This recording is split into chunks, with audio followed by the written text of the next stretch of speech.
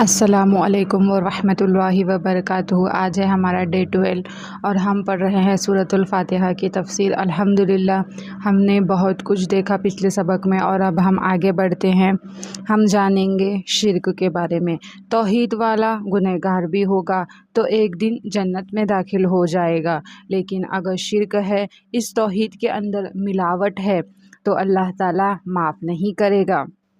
شرک کو اللہ تعالیٰ نے معاف نہیں کرنا، اور جس گناہ کو چاہے معاف کرے، جس چیز میں شبہ ہو، شک ہو شرک کا، وہ بھی نہ کرے۔ دیکھیں اگر آپ کسی اور کو بھی پکارتے ہیں، کسی کا نام لے کر بھی، یا فلاح مدد جو بھی کہتے ہیں، تو اس کا نقصان سب سے پہلے یہ کس کا پکارے گا، یہ جس کا پکارے گا وہ آپ کی پکار سن نہیں سکتا، آپ کے کوئی کام نہیں آ سکتا، آخرت میں یہ شرک لے ڈوبے گا۔ اللہ تعالیٰ نے قرآن پاک میں فرمایا، اکثر لوگ ایمان نہیں رکھتے مگر شرک کے ساتھ پانی، انہوں نے ایمان کے ساتھ شرک کو ملانا کیا ہوتا ہے۔ ایسے نہیں کہ وہ پورے مشرک ہیں، مگر ان کے ایمان کے اندر ملاوٹ ہوتی ہے، شرک کے آمیزش ہوتی ہے۔ آپ دودھ کے پورے برتن میں پیشاب کے 2 قطرے ڈال دیں، پئیں گے اس کو، شرک تو اتنی بڑی نجاست ہے، ساری توحید کو خراب کر دے گی۔ اگر شرک کا ذرہ برابر بھی توحید کے اندر شامل ہو گیا تو جب آپ کوئی ذریعہ استعمال کریں گے، اس ڈاکٹر کا آپ کو پتہ ہے، ڈاکٹر دوائی دے گا، سرجری کرے گا، یہ کوئی کچھ کرے گا، وہ غیب سے تو بیٹھ کر آپ کی مدد کر سکتا ہے نا۔ اور اگر آپ یہ سوچیں کہ غیب سے میری مدد کر دے گا، اس کے پاس اتنی پاورز ہیں کہ یہ جو بھی کر سکتا ہے، یہ ہے وہ جو شرک تک پہنچاتا ہے۔ اس کو سمجھنا بہت ضروری ہے، کیونکہ بعض لوگ کہتے ہیں اچھا اس سے ہم مدد مانگیں، اس سے بھی مدد نہ مانگیں، اس سے بھی نہ مانگیں۔ آپ کو سمجھنا ہے یہ کون سی مدد آپ مانگ سکتے ہیں، کہ کون سی مدد آپ مانگ سکتے ہیں اور کون سی مدد آپ نہیں مانگ سکتے۔ اللہ تعالیٰ سے ہر قسم کی مدد مانگے، اور صحابہ کا تو یہ سبحان اللہ یہ طریقہ تھا، دیکھیں نمک بھی مانگنا ہوتا نا تو اللہ تعالیٰ سے مانگتے، یعنی آپ نے کوئی چیز مانگنی ہے تو پہلے اللہ تعالیٰ سے مانگے، پھر اس بندے سے مانگے۔ ناجائز نہیں ہے اس بندے سے مانگنا، لیکن آپ ویسے ہی بیٹھے ہیں، یہ سوچے میری آواز فلاح تک کیوں پہنچے، فلاح تک کیونکہ اس کے پاس اتنی طاقت ہے، خدائی طاقت ہے، تو ایسی خدائی طاقت کے پاس یہاں پہ شرک آ جاتا ہے، جبکہ اللہ تعالیٰ فرماتا ہے، حدیث ہے، میرے بندوں تم سب بھوکے ہو سوائے اس شخص کے جس کو میں کھلاؤں، مجھ سے مانگو میں تم کو کھلاؤں گا۔ دیکھیں اب کھانا بھی اللہ تعالیٰ دیتا ہے، یعنی ہم کہیں کہ میری کمپنی ہے وہ مجھے کھلاتی ہے تو ہم کھاتے ہیں۔ دیکھیں ہر ایک جو دنیا میں اسے آپ دوسری دفعہ مانگے، تیسری دفعہ مانگے تو وہ اریٹیٹ ہونے لگتا ہے، تنگ ہونے لگتا ہے، کیا بھائی آپ نے ہمارا ہی دیکھ لیا ہے، بار بار مانگنے آ جاتے ہیں، تو پھر آپ کا فون اٹھانا بند کر دیتے ہیں کہ یہ تو کام ہی سے مانگتا رہتا ہے، آپ ان سے بات نہیں کرتے ٹھیک سے۔ لیکن اللہ تعالیٰ وہ ہستی ہے جس سے نہ مانگا جائے تو وہ ناراض ہوتا ہے۔ سبحان اللہ، یہی فرق ہے خالق اور مخلوق کے اندر۔ مخلوق تنگ ہوتی ہے لیکن خالق خوش ہوتا ہے جب آپ مانگتے ہیں، اور سب سے پہلے قرآن پاک میں مانگنا ہی تو سکھایا گیا ہے، اسے اپنے آپ کو نیاز نہ سمجھے۔ ہم نے کیا مانگنا ہے، ہمارے پاس مانگنے کے لیے کچھ ہے ہی نہیں، سارا کچھ ہے ہمارے پاس نہیں، یہ تکبر ہے۔ اللہ تعالیٰ ہم ہر وقت ہی ہم تیرے محتاج ہیں، کوئی وقت ایسا نہیں کہ آپ اللہ تعالیٰ کے محتاج نہ ہوں، بس صرف یہ ہے کہ آپ احساس شاید نہیں کرتے۔ ایک سانس لینے میں بھی اللہ تعالیٰ کے محتاج ہیں، اس کا اذن ہوتا ہے تو سانس آتی ہے۔ یہ الگ بات ہے کہ اللہ تعالیٰ بن مانگے بھی ہمیں بہت کچھ عطا کیے ہوئے ہے۔ کافروں کو کتنا کچھ عطا کیے ہوئے ہے، سب کو عطا کر رہا ہے بن مانگے، لیکن اس کو اچھا لگتا ہے جب آپ مانگتے ہیں۔ تو فرمایا اے میرے بندو، تم سب برہنہ ہو، ننگے بدن ہو، تم مجھ سے لباس مانگو، میں تم کو لباس دوں گا۔ کیا آج تک آپ نے لباس مانگا؟ نہیں مانگا۔ ہمارے پاس کافی ہیں، ہم تو خود ہی جا کے لے کر آتے ہیں، ہمیں مانگنے کی کیا ضرورت؟ کھانا تو ہمارے پاس پہلے سے ہی ہے، ہمیں مانگنے کی کیا ضرورت؟ پانی ہمارے پاس، ہمیں مانگنے کی کیا ضرورت؟ نہیں، اسے بھی مانگے۔ اے اللہ، ہم تیرے محتاج ہے، تو ہمیں پہنا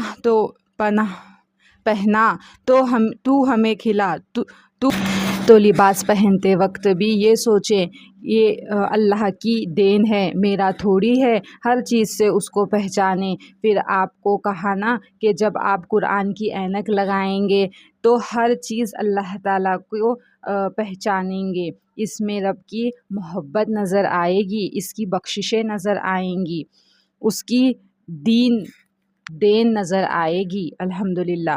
پھر اے میرے بندو، تم سب گمراہ ہو، جس کو میں ہدایت دے دوں تو اللہ تعالیٰ سے ہدایت مانگو، میں تمہیں ہدایت دوں گا۔ یہ بھی قیمتی نعمت ہے، ہدایت یہ بھی مانگو، یہ نہ کہو ہمیں سب پتہ ہے، ہمیں کون بتائے گا۔ اب کہیں یہ سکھائیں گے، قرآن اس سے سیکھیں گے جیسے کہ ہمیں نہیں پتہ کہ کیسی زندگی گزارنی ہے، نہیں، ہمیں نہیں پتہ۔ عاجزی اللہ تعالیٰ کو پسند ہے۔ تو پھر فرمایا اے میرے بندو، تم سب گنہگار ہو، پھر کوئی گناہوں سے پاک نہیں ہے۔ فرمایا تم سب گنہگار ہو اور صرف میں تمہارے گناہوں کو بخش سکتا ہوں، تم مجھ سے بخششیں مانگو، میں تمہیں معاف کر دوں گا۔ سبحان اللہ، کہ بخشنے والا خود فرما رہا ہے کہ تم مجھ سے بخشش مانگو، میں تمہیں معاف کر دوں گا۔ تو پھر دیر کس بات کی؟ پھر کیوں نہیں بخششیں مانگتے؟ دنیا کی چیز ہو یا آخرت کی، ہر چیز صرف اللہ کے ہاتھ میں ہے، چاہے وہ چھوٹی سے چھوٹی چیز ہو۔ نمک تک کے صحابہ اللہ تعالیٰ سے مانگتے ہیں۔ سوچے، چھوٹی سے چھوٹی چیز جس کو ہم اہمیت نہیں دیتے، اس کے لیے بھی بڑی سے بڑی چیز ہدایت اور جنت تک اللہ تعالیٰ سے مانگنی ہے۔ اور جو چیزیں ہمیں مل رہی ہوتی ہیں نا، اس کی مثال میں آپ کو ایسے دیتی ہوں کہ مثلاً آپ کو ای میل میں بھی خط آ سکتا ہے، آپ کو ڈاکیے سے بھی خط مل سکتا ہے، بہت سارے راستے ہیں نا، لیکن سورس ایک ہے نا پیچھے جہاں سے وہ خط آیا۔ اسی طرح آپ اس کو سمجھے کہ رزق ہے، آپ کو رزق دکان سے بھی مل سکتا ہے، کوئی اور مزدوری کر کے بھی مل سکتا ہے، کسی طرح سے بھی مل سکتا ہے، لیکن اس کا سورس پیچھے وہ نوکری نہیں ہے، وہ دکان نہیں ہے، وہ اللہ تعالیٰ کی ذات ہے۔ کیونکہ اللہ کیوں نہ دے گا جس کے خزانوں کا حال کیا ہے۔ فرمایا اے میرے بندو، اگر تمہارا اول و آخر، اگلا اور پچھلا، زندہ مردہ، جن انسان، سب اس میں کوئی رہ گیا، کوئی بھی نہیں رہا نا، آدم علیہ السلام سے لے کر آخری انسان تک، اور جنوں میں ہر جن جب سے پیدا ہوا اور جب تک قیامت تک جتنے جن ہیں، اور بچے، بوڑھے، جوان، انسان، کافر، جو مر چکے، جو زندہ ہیں، وہ بھی سارے جمع ہوں گے اور مجھ سے مانگنے لگ جائیں، اور میں سب کی دعائیں قبول کر لوں، جس نے کہا ہے سب ان کو عطا کروں، اپنی مرضی سے مانگ رہے ہیں، اور جو چاہیں مانگے، میں سب عطا کروں، تو بھی سب کو دینے کے بعد بھی میرے خزانوں میں اتنی سی بھی کمی باقی نہیں ہوگی جتنی سمندر میں سوئی ڈبو کے باہر نکالی جائے۔ مجھے بتائیں، سوئی ڈبو کر نکال کے دیکھے سمندر میں کوئی کمی آئی؟ اس کے خزانے اتنے ہیں، اس لیے اس سے سوال نہیں ہم کرتے اور ہم اپنے جیسے محتاجوں سے سوال کرتے ہیں۔ ہر انسان محتاج ہے۔ اے میرے بندو، تم سب محتاج ہو، سب کو کھانے کی ضرورت ہے، لباس کی ضرورت ہے، ہدایت کی بھی ضرورت ہے، بخششیں کی بھی ضرورت ہے۔ یہی انسان ہے نا، لیکن ہم انسانوں کے پاس چلے جاتے ہیں اور ان سے مانگتے ہیں، مانگنے سے نہیں شرماتے، لیکن اللہ تعالیٰ سے مانگنے میں کیوں شرماتے ہیں؟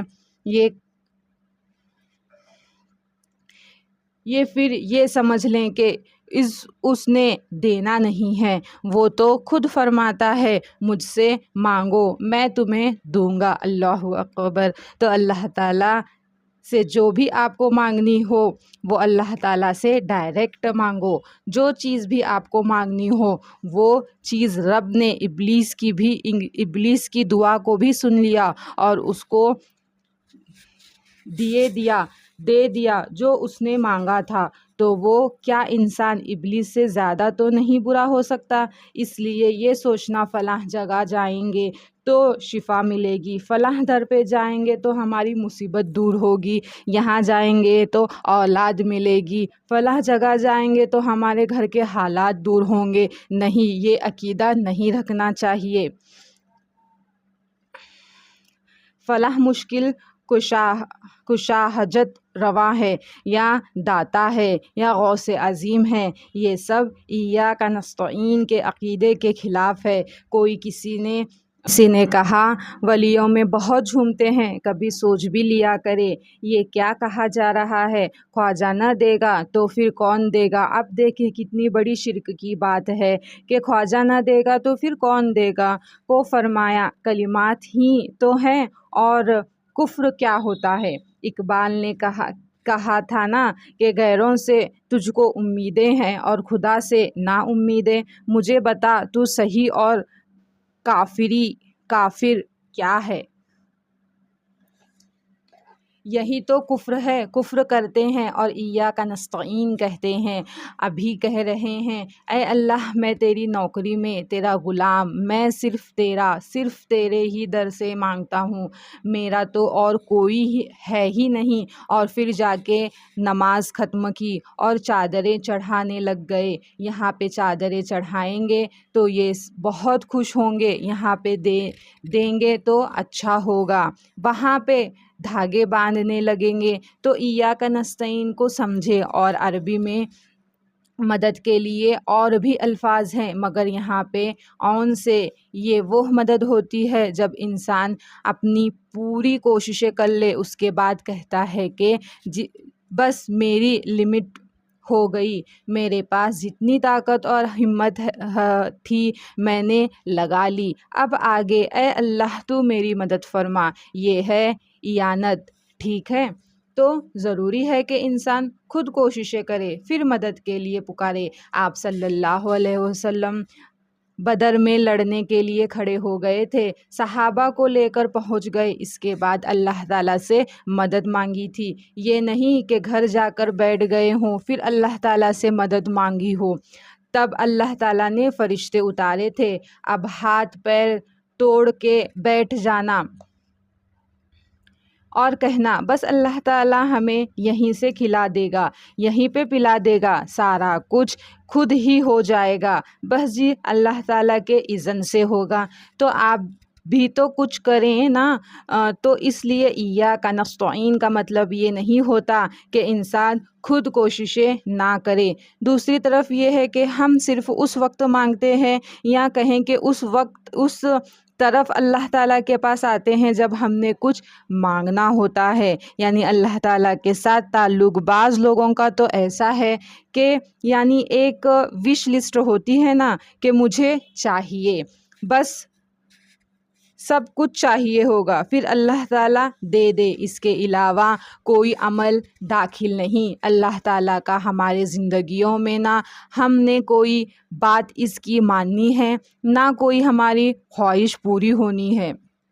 اس میں دیر بھی نہیں چاہیے، جس وقت مانگو اس وقت مل بھی جانا چاہیے۔ دیر ہو گئی تو پھر مایوسی رہتی ہے، ہمارے تو دعائیں قبول ہی نہیں ہوتی، ہم ویسے ہی ناراض ہو جاتے ہیں۔ چھوڑو، نمازوں کو پڑھ کے کیا کرنی ہے جب ہماری دعائیں ہی قبول نہیں ہو رہی۔ ہم نے تو بڑا مانگنا تھا، یعنی آپ کی نمازیں بھی ایسی ہیں کہ وش لسٹ پوری ہو جائے۔ آپ اللہ تعالیٰ کے طرف آنا بھی اس لیے کہ ہماری ساری خواہشات پوری ہونی چاہیے، یعنی اتنا دھونس والا رویہ رکھتے ہیں۔ اب اس میں بتائے کہاں سے محبت آئی انتہا کی، اور کہاں سے عاجزی ہے ایسی باتیں کرنا کہ اللہ تعالیٰ سے تعلق ہمارا صرف چیزیں لینے کا ہے۔ ہمیں تو کوئی ایسا کرے تو ہم فوراً کہتے ہیں کتنا مطلبی ہے۔ اللہ تعالیٰ نے قرآن کریم میں بہت جگہ یہ فرمایا کہ ایسے لوگ ہیں جن کی کشتیاں بھور میں پھنس جاتی ہیں تو اللہ اللہ کرتے ہیں اور اس کے بعد بھول جاتے ہیں کہ یہی تعلق تو نہیں ہے اللہ تعالیٰ کے ساتھ، تو مانگے، اس لیے مدد ضرور مانگے، مگر اس کے ساتھ اس سے پہلے کیا ہے؟ ایاک نعبد ہے، اس کے بندے بن کے رہیں۔ ایاک نستعین پہلے نہیں آیا، ایاک نعبد پہلے آیا ہے۔ حکمت سمجھ رہے ہیں؟ آپ بندے بن کے رہیں، اس کے بعد کہے اے اللہ ہم صرف تجھ سے مدد چاہتے ہیں۔ ہمارا تو ایسے ہے جیسے کوئی انسان کہہ نہیں رہا ہوتا یا اللہ میرا تو اور کوئی ہے ہی نہیں، میں کس کے پاس جاؤں، میں کہاں جاؤں؟ اے اللہ صرف تو ہے جو میری مدد کر سکتا ہے، تو ہے جو میرے کام سنوار سکتا ہے، تو ہے جو میری دعائیں سن سکتا ہے، میرا تو کام بن ہی نہیں سکتا۔ اے اللہ صرف تیری کتنی دفعہ اقرار کرتے ہیں یہ اللہ اکبر۔ اللہ کرے کہ ہمیں یہ باتیں سمجھ آ جائیں اور ہم ان کے مطابق واقعی ہی اللہ تعالیٰ کے بندے بن کر رہیں کہ ہمارا ہر کام جو ہوا اللہ تعالیٰ کی طرف عبادت ہے۔ اللہ تعالیٰ فرماتے ہیں اب یہ سوچیں کہ یہ ایک واحد صورت ہے جس میں ہر آیتیں مبارکہ کے بعد اللہ تعالیٰ جواب دیتا ہے الحمدللہ رب العالمین، اس کے بعد بھی جواب ملا ہے، الرحمن الرحیم کے بعد بھی جواب ملا۔ اب جب ہم نے یہ آیت پڑھی ایاک نعبد و ایاک نستعین تو اللہ تعالیٰ نے فرما دیا یہ میرے اور میرے بندے کے درمیان ہے، یعنی میرے اور میرے بندے کا معاملہ۔ اب یہ جو مانگے گا میں اس کو دوں گا۔ اچھا انسان جو ہے نا اس کو یہ نہیں پتا کہ کیا مانگنا چاہیے۔ اب آپ کو پوچھا جائے ایک وش اس وقت مانگو پوری ہو جائے گی تو کچھ کہے گا اور کوئی کچھ کہے گا۔ یہاں پہ بتا دیا کہ سب سے بڑی ضرورت انسان کی وہ اس کو بتا دی گئی، سکھا دی گئی۔ جیسے اللہ تعالیٰ نے آدم علیہ السلام کو یہ دعا جو انہوں نے مانگی ربنا ظلمنا انفسنا وان لم تغفر لنا وترحمنا لنکونن من الخاسرین، اے ہمارے رب ہم نے اپنے آپ پر ظلم کیا ہے اور اب اگر تو نے ہمیں نہ بخشا اور ہم پر رحم نہ کیا تو ہم ضرور خسارہ پانے والوں میں سے ہو جائیں گے۔ یہ بھی سکھائی کہ ایسے مجھ سے توبہ کرو، آدم کو تو نہیں پتا تھا، ایسے مجھ سے معافی مانگو۔ تو اللہ تعالیٰ نے ہمیں بتا دیا آپ کے لیے کیا چیز سب سے زیادہ ضروری ہے کہ آپ یہ کہو اہدنا الصراط المستقیم۔ اہدنا ہدایت سے ہے، ہدایت کے 3 معنی ہیں۔ تو الحمدللہ آج ہمارا سبق ہم یہیں پر ختم کرتے ہیں، انشاءاللہ آگے کی تفسیر کل دیکھیں گے۔ السلام علیکم ورحمۃ اللہ وبرکاتہ۔